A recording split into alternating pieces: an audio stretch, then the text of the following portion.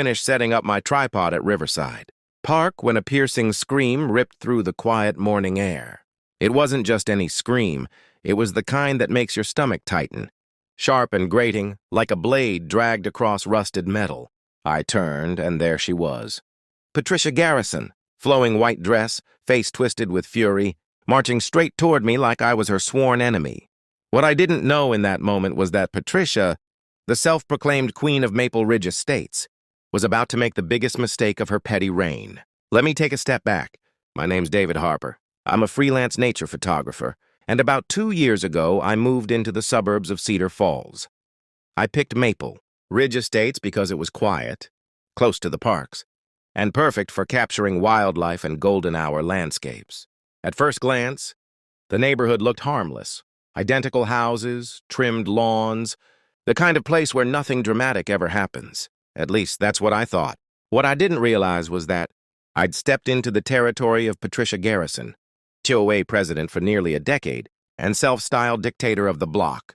Patricia was in her early 50s, with bottle blonde hair cut into a severe bob and a wardrobe that looked frozen in time from her high school glory days. She ruled the HOA with an iron fist, rules about house paint shades, mailbox designs, even outlawing garden gnomes, because, according to her, they cheapened the neighborhood.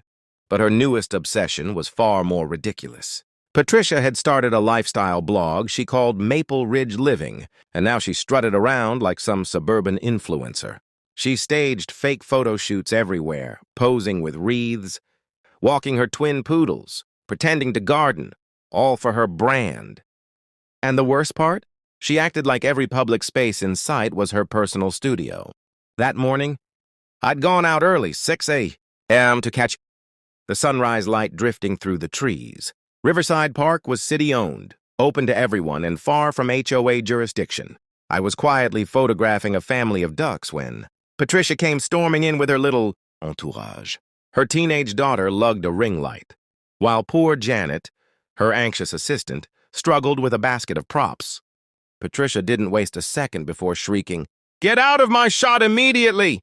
Can't you see we're working here?" Her voice echoed across the park like a fire alarm. I glanced around, making sure I wasn't crazy. The park rules were posted.